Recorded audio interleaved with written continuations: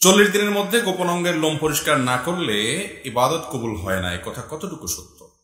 এটা আমাদের সমাজে বহুল প্রচলিত একটি বিষয় যে যদি কেউ নাভির নিচের পশম, বগলের নিচের পশম, এই সমস্ত পশম যদি কেউ 40 দিনের বেশি পরিষ্কার না করে তাহলে ওই ব্যক্তির কোনো নামাজ কবুল হবে না, ইবাদত কবুল হবে না।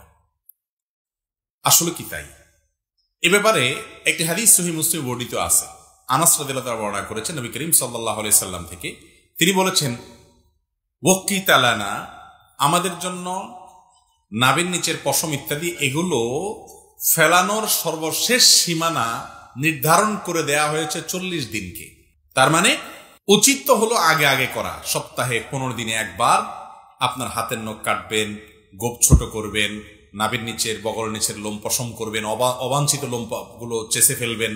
এই কাজগুলো আপনি করবেন। এগুলো মিন সুনানিল ফিতরাহ, অর্থাৎ সকল যুগে নবী রাসূলদের মধ্যে এই সুন্নাতটা আল্লাহর পক্ষ থেকে অবধারিত ছিল।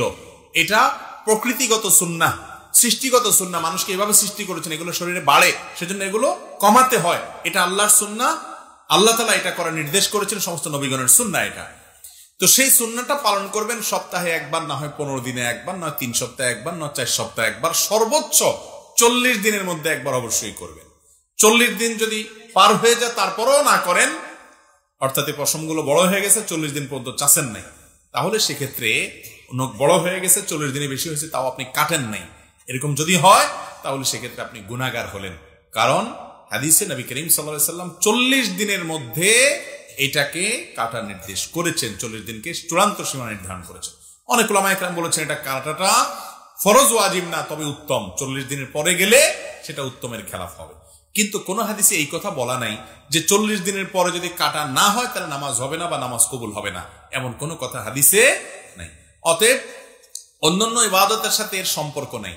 তবে হ্যাঁ, নখ বড় হয়ে গেছে, সেখানে ময়লা ঢুকে এমন ভাবে জমে শক্ত হয়ে বসে গেছে যে পানি ঢুকে না নখে, তাহলে সেক্ষেত্রে সেটা কারণে উযু হবে না, উযু না হওয়ার কারণে নামাজ হবে না। এরকম যদি হয় সেটা ভিন্ন কথা।